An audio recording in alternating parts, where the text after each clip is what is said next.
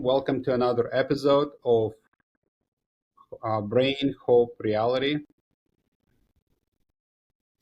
We have a very special guest today, retired Colonel Mary Lowe Mayhugh. I'm sorry if I didn't pronounce your name correctly. It's Mayhugh, like mayhem. Mayhugh. And then, so we're going to talk about a number of things, preparedness, military forces, mental health, and their families. Welcome, Colonel. Thank you very Thank much you. for coming. It's an honor to be here and support such an important effort and such an important discussion, a timely discussion. Thank you. We've talked about some of the preparedness and requirements for preparedness. I've had the absolute honor of taking care of various warfighters and their families. And then I think it's very clear that mental health is very important to readiness and also quality of life of our service members, whether active duty or retired. And the way I've been involved in it is treating with PTSD and TBI or associated blast traumatic brain injuries. And it's been very interesting for me to see how it all evolves. So to me, I've seen, unfortunately, VA is doing what they can, but some of the methodologies being used, as per report of Dr. Hogue, who's a colonel from Walter Reed, he basically said current therapeutics will only be effective about 40% of the time, which is quite sad. It's expensive and not very effective. So one of the things, of course, I'm trying to do is get more people treated. So what I was curious for myself and the listeners or the viewers to learn about is your experience of where do you think would it be the most impactful thing if we had a magic way of treating mental health? What kind of impact would we see on our readiness for military and the Guard and people like that? Well, I think a couple of things I mentioned, when you look at mental health, it's really not necessarily thought of as part of your whole health. I think we're getting there, and I think there's a lot of efforts about incorporating all of the dynamics around, your social life and your physical life and making those part of a whole health philosophy. I just don't know that all the systems there supporting it are working as well as they could. And if you also think about mental health, as I mentioned earlier, your brain is the most important organ in your body. It is one that controls everything. And if that is not well and not functioning optimally, nothing else is going to work well in your body, and you're not going to be as ready as you could be. Right. And you talk about, trauma and, the impact of TBIs and PTS. Part of the challenge too is really some of the intervention and early detection that I think we need to look at ways of improving ways to, get in those early interventions, help with prevention, and also to do, better ways to identify people that are at risk because of TBIs and PTS. There's a lot of great work going on out there, but they're in silos of excellence. Right, exactly. Well, let me ask you this question. So if you look at my poster here, I've been trying to change the name PTSD to PTSI, yes. Post-traumatic stress injury. So that would mean that it's a biologic change. What do you think of that? I think that's phenomenal. And, you and I talked earlier that I'm having a symposium this year that the Hero's Journey Symposium on September 30th that's been sponsored by my foundation. We're doing our 8th symposium. And last year, one of my speakers that was my opening speaker, General Corelli, who I worked with for many years in my career, he challenged our thinking around looking at PTS as a disorder. And, one of my main things is PTS, helping people with their journey, really rethinking a disorder to growth. We are all going to suffer an injury at some point. And most of those injuries are around trauma, but it's an injury. And I think unless we look at PTS as a form of an injury, we're not going to really be able to put the systems in there to help us on that pathway to wellness. And I look at this around a lot of the ways we handle mental illness and mental health. We look at pharmacological interventions and, inpatient treatment as the cure, and it's not.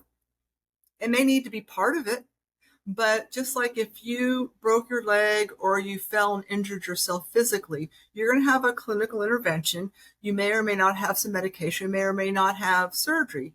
It depends on that injury and the complexity of that injury. And then afterwards, you're going to have a healing process. You're going to go to physical therapists. You're going to have maybe limited duty. You're going to have some limitations or some adjustments that you might need to make in your life. When we think about our mental health injuries, we're not applying that same system of systems thinking. And, one of the things when my son was going through his crises with addiction, the inpatient programs were good. It got him into a stable place. But afterwards, connecting, doing the warm handoff, it just didn't exist. And then trying to put the pieces together for that long road to recovery from any trauma or mental health issue is really where the system is so fragile right now. And we're not really looking at mental health as an injury like we are other health issues, cancer or anything else. And like you said, we have to reframe that. I agree. So I don't know if you know Peter Shirelli. Actually, I talked to him a couple of times. An amazing man. He's so amazing. He and Frank, he's a great man. So Frank Ogberg, who's a very famous psychiatrist, came up with the term Stockholm Syndrome, and he and Peter Shirelli went to APA, American Psychiatric Association, that's who is responsible for naming the term PTSD, to ask for the name change. And Peter basically said, my soldiers are telling me that they're killing themselves because of stigma. Actually, I did a study in 2023 that shows that it's very stigmatizing. If you could change the name, it would be less stigmatizing, more care. Do you think that's true? That stigma is a big part of mental disease? It's a big part of it. It's not biological. Right. So well, and I think you're right. So yeah, stigma is a big part of it. You're absolutely right. And we really need to reframe something as an injury. Now, in technical terms, you could have a disorder because there are people that might have such a serious issue that it really does come into a completely debilitating piece of their life. But that's, I think, rare. I think more importantly, a lot of people are going to have traumatic injuries and need to make sure we have a system looking at that injury and the healing process to build those pathways from wounds to wellness. So if I may, let me build a bridge a little bit. So I actually spoke in, I think, 2016. The organization was called Invisible Wounds of PTSD. So when people say it's invisible wound, my answer is it's invisible if you have the wrong scanner. If you have the right scanner, such as the PET scan or fMR, you can actually see PTSD on a functional scan. So I'm not talking about TBI, just so you know. When you talk about disorder, to me, it's very amorphous. It's not specific. But you can actually, people have severe disorders. If you scan their brain, their amygdala is overactive. So the point is, it's a real physical change that you can actually observe. And if people think about it like that it's real and biologic, I think people will get better care. Yes. Because if that's a perspective, you can do something about it, right? Instead of just saying, well, this is a lifestyle, and that's a rough lifestyle to live. That's not easy. Yeah, it is. And there is a lot of science out there. As I said, some of it exists in silos of excellence, unfortunately, which prove that there is a healing process, and using different modalities out there to help with the healing process that are both inside and outside of the pharmacological interventions. I think almost, depending on the severity of the injury. Sorry about it. Can you hear me? Yes. I think I think we froze a little bit. Oh, there we go. Our internet's making waves. Freezing is over. Our internet is making little waves here. Part of what I think we need to begin to think about too is that, what does that pathway look like? A couple of years ago when I had some of the some folks from the VA talking about mental health and recovery, we were focusing a little bit on moral injury.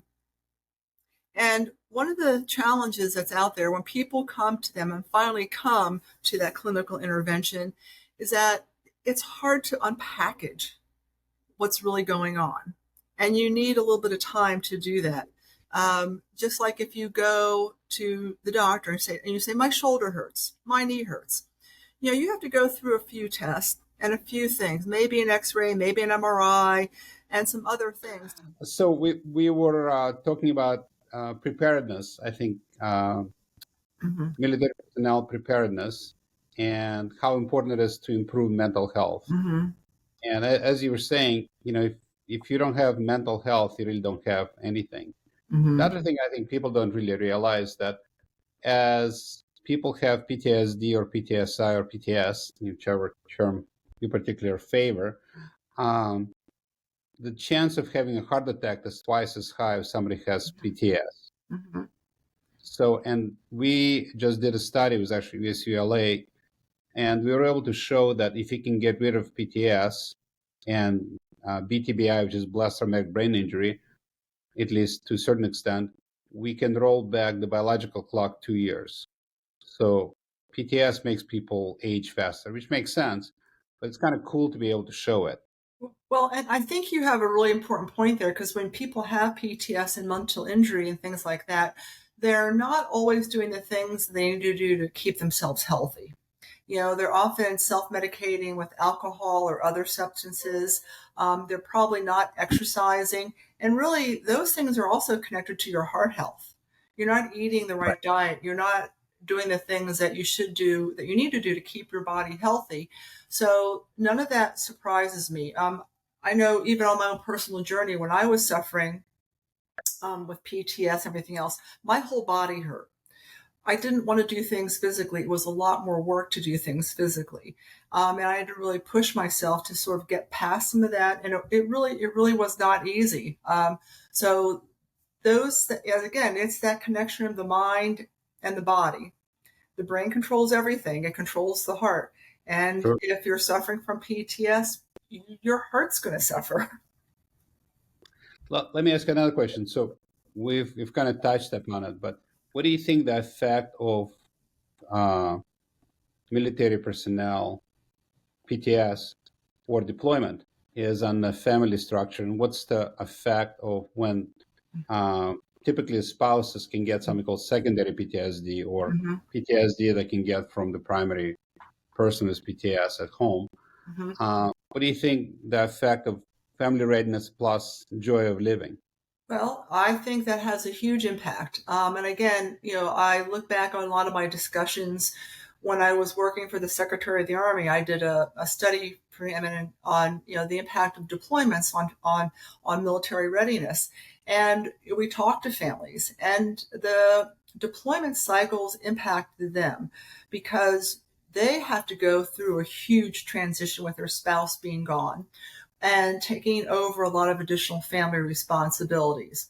And I know, the kids, it's an impact on them. I know even with my son, he was, when I went on I was on one of my overseas deployments in the Middle East, he was a teen, very bright kid, but he would read a lot and he would see the evening news. He will then worry about, if my mom going to come back, because you saw people dying, you heard about the bodies coming back, and not knowing if your parent is going to be alive or dead the next day is huge stressor on children. And I think especially on adolescents, because they're smart enough to know what's going on. Adolescents and young adults, some of this has a bigger impact on them. And you talk about the secondary effects of PTS. It's very real. One of my colleagues, Dr. Joshua Morgenstein, he worked for the Center for the Study of Post-Traumatic Stress, and he talks about that footprint. The individual themselves that experiences the trauma is that one person, but then that's the family and the community. And when you look at the broader impacts of somebody suffering from PTS, it has big implications, because when they come back, if they're suffering from those invisible wounds of war, they're not present. Their behavior is not where you would like it to be. They're often angry or distant, and having crises of their own. And that impacts the family's health and well-being. So PTS, when it happens to an individual, does not happen in a vacuum. Oh no, I agree with that. And actually, what's interesting is there is a whole science behind epigenetics, and you can actually trace PTS going Mm-hmm. 2 or 3 generations Yes. unless you treat it. Mm-hmm. And it's interesting because my father had severe PTS from World War II. He gave it to my mother, so I had Mm-hmm. significant DNA change even before I was born. I think that's pretty well known now, but I don't think people quite Mm-hmm. understand how far science have come along. But then my mother took her life, and talk about a stressor. That's quite a Mm-hmm. stressor, and that really flipped me out for a bit until I got Mm-hmm. treated. So it's interesting to see how you can trace it all out in the DNA change. Mm-hmm. Yes, you can. And, to your point, another unfortunate story to share too is, because I don't have permission of the family, I'm not going to share a lot of details, but a gentleman who I knew as a service member and knew our family and was active with them, he was suffering from PTS and then died from suicide. And then his daughter, years later, also died from suicide.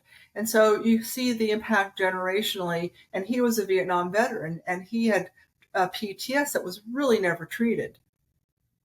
Right. But that had a very big impact on the community where he lived and where the family lived, because it was exponential. Yeah, I never thought of a description of footprint, but it makes a lot of sense. Mm-hmm. It's amazing how many people's life you actually touch. Mm-hmm. And then And when you when talk about that, I think I can think of so many, well, more than I care about children and other family members who were children, daughters related to service members that died from suicide. I think sometimes those additional life stressors put additional stress on the family, but I think it's just not the military. I think it's other jobs too, like first responders, the first responder community, firefighters, and police. I think also have very, very, very similar risk factors in their families, and we don't really look at oh yeah, understanding those as a society as well as we should. also trauma surgeons. I mean, I Mm-hmm. was one for a couple of years. It is a very stressful Yes. job, Oh, and yes. Yes. it makes you not particularly nice person when you come home. Well, you're tired, you're drained, and you've been through a pretty rough day already.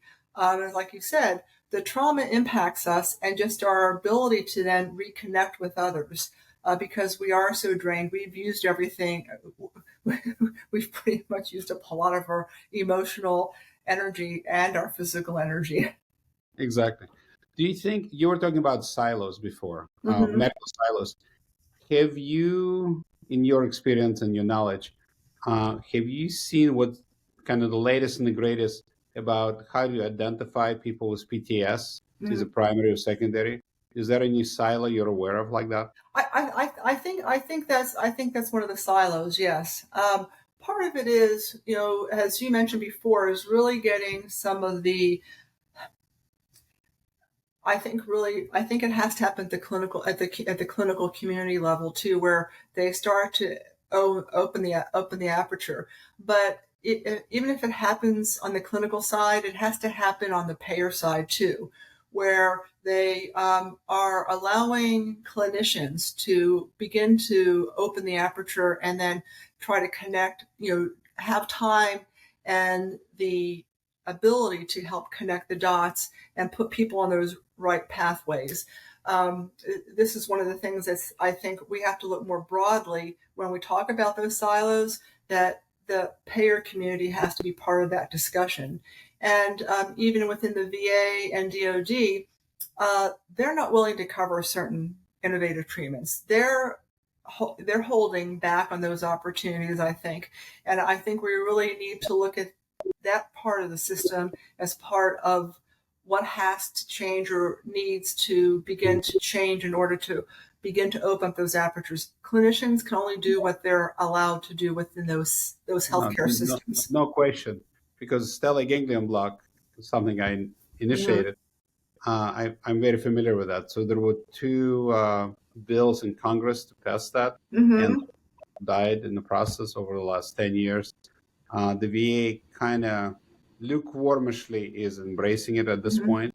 What do you think it takes to make this available to everybody who needs it? Well, you're right. I think, like you said, you have to begin to push it at the public policy level, and I think getting, if you can, where I think you can get, where you can begin some of that is getting some of the legislative push with DoD and VA to begin to do some of that, and then I think the third leg is really looking at Health and Human Services as the third leg of the stool, so that they manage that and begin to change that policy in the whole healthcare system and get things like that covered under, have CMS broaden the opportunities to include some of this in treatment modalities.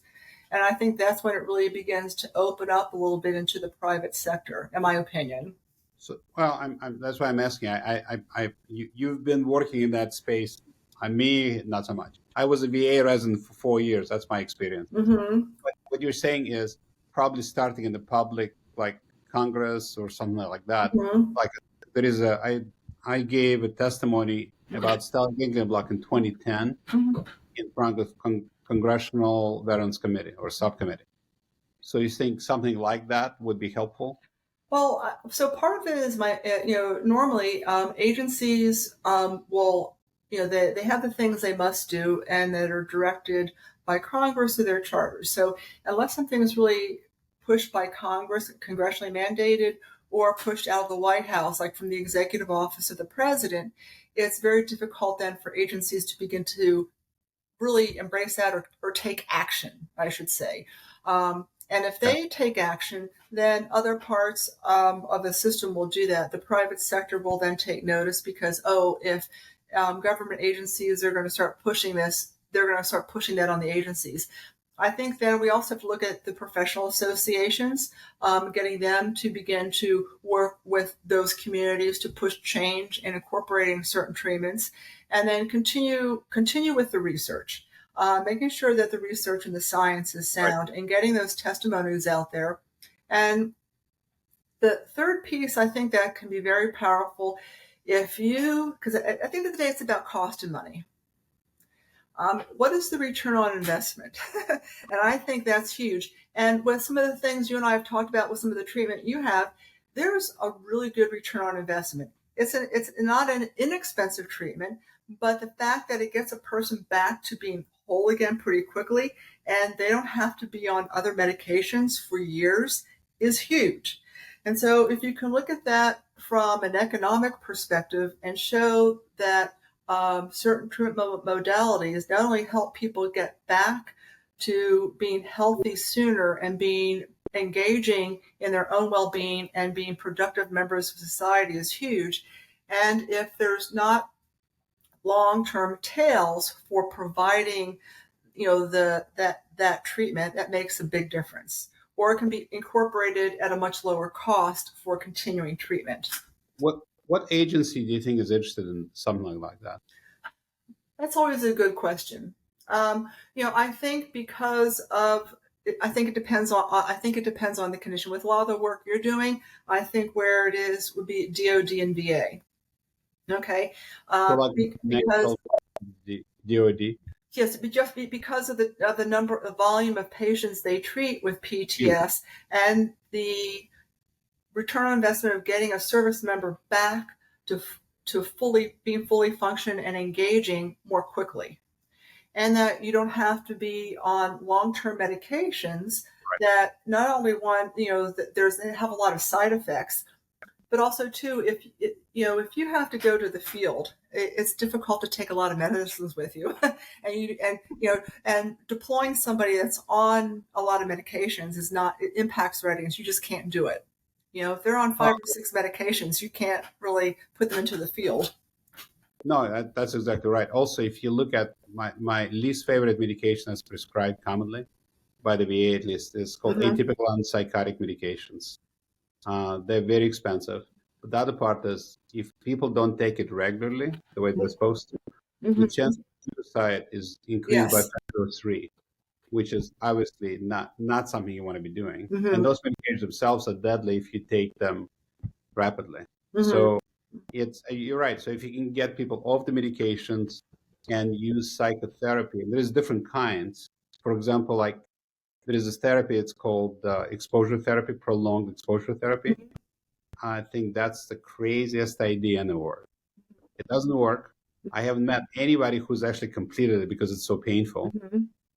and people are still doing it, which is it's mind-boggling to me why it would be done. But I Well, mean, I'm not. I think part of it is helping to people reframe the narrative too, and I think I think everybody's journey is unique, and does a form of treatment like that help maybe to reform a narrative and talk about the experience, because also too not talking about things sometimes is not helpful, and Oh, I not agree finding with a way to reframe and rethink the episode that's causing the trauma is not always helpful either. But Oh, no, I totally agree with Mhm. talk therapy, especially somatic psychology, where people talk about integrating the body and the mind. Yes. I had it done for me Hmm.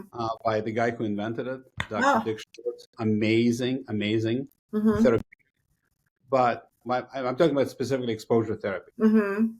Therapy, I think that, from my perspective, should be stopped. Has not been effective. Hmm. No, well, it also hurts people, right? Hmm. You're asking somebody, if you look at equivalent, somebody has a broken leg, instead of saying, sit down, let's look at it, they ask, okay, here is a rucksack, go up and down the mountain with that rucksack. Hmm. It's not good for the leg to do that. You Hmm. need time to heal.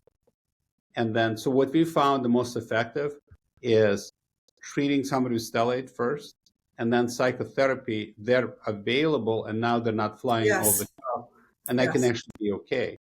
And what we've also found, I wrote a chapter on sexual dysfunction and stellate. In my research, at least in men, it looks like up to 85% of guys with PTS have sexual dysfunction. Hmm. And if you think about it, the way I explain it to the guys I treat, men, is that if you're running from the tiger, you don't want anything sticking out. Yes. Well, but also Simple too, concept, right? yeah, well, I mean, the emotional injury is keeping you from being present and focusing on other things, because Right. it's taking up a lot of space in your brain, taking up a lot of your energy, and you don't have energy then to do some of the other things you would like to be doing or that are important to you as a human. Right, exactly.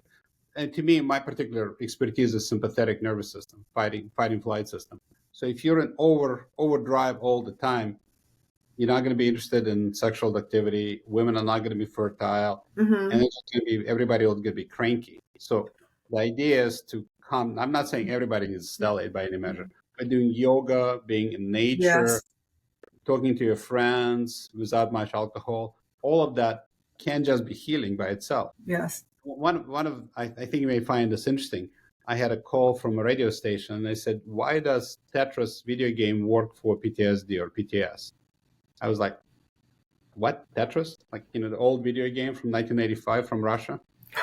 So, so I looked it up. It turns out what it does, it activates part of your memory part, which is called hippocampus, Hmm. and that part of the brain actually suppresses amygdala.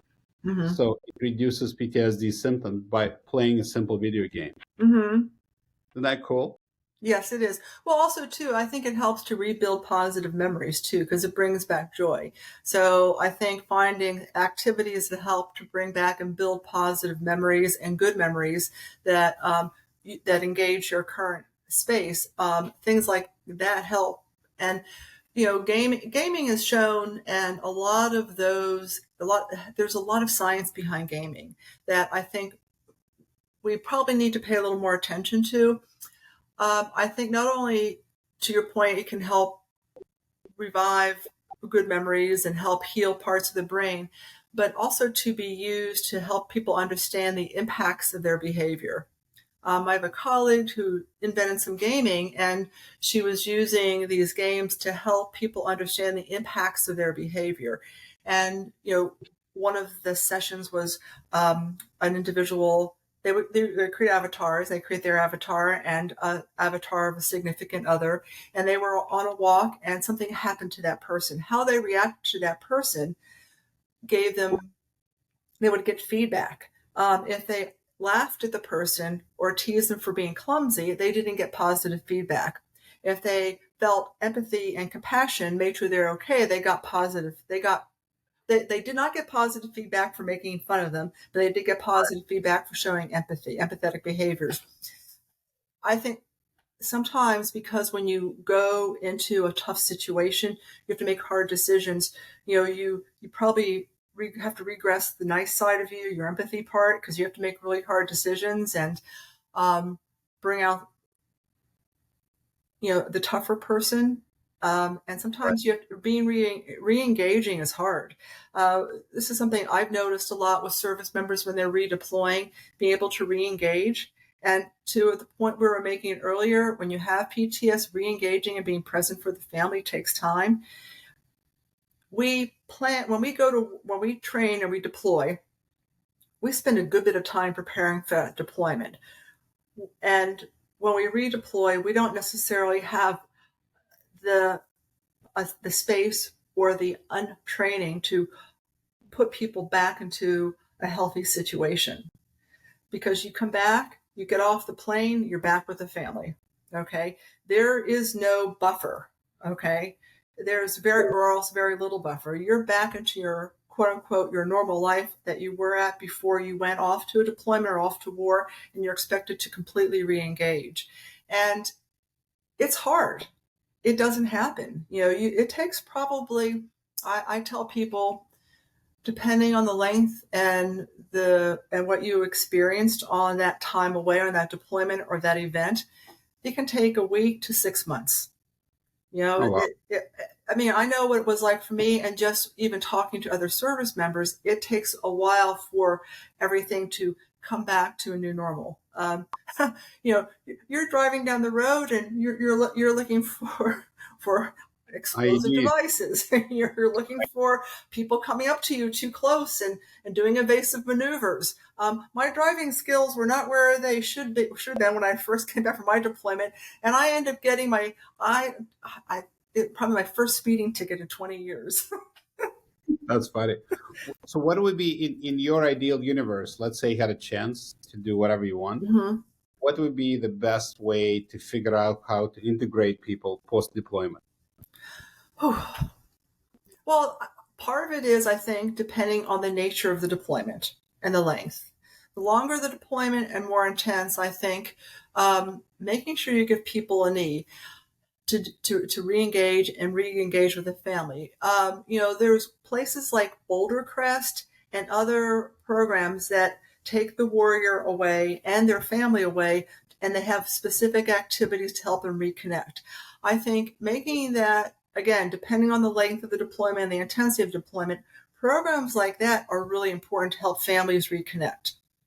Other times, I think just making sure people have that time to go away and there's no additional pressures on the family. A vacation of some sort is helpful. Making sure everybody just has time to re-engage and focus on each other, focus on having conversations with each other, and not having that little bit of a break and not worrying about all the daily activities they have to do, like cleaning the house, making meals, folding laundry, getting the kids to school or whatever is involved. There's not always time for that coming back from deployment. And in my opinion, trying to find a way to rebuild some space so that the family or significant others or that unit that's part of whoever your family is, that there's somehow a built-in space to reconnect. I think that makes sense. I didn't know about those type of programs, but it makes there's some great programs out there. Yes, the Yellow Ribbon programs, organizations like Boulder Crest, and there's others that have great retreats. and the families go there. There's dedicated time for families to reconnect, and there's activities that encourage the reconnection, to to have those discussions and talk about things and reconnect and rebuild those connections. I think all of that makes sense. Mm-hmm. Well, I don't want to keep you too long today. I really appreciate it. I learned a lot. Mm-hmm. Clearly, you've been there, and thank you Mm-hmm. for helping the family members and the military personnel. Really appreciate it. Well, Fascinating and discussion. thank you for all the work you're doing and your advocacy. And let's hope, through collective efforts and further discussions and getting more people involved, we can change that D to I. Exactly. Yes. Thank you. Thank you. Yes. Thank you so much.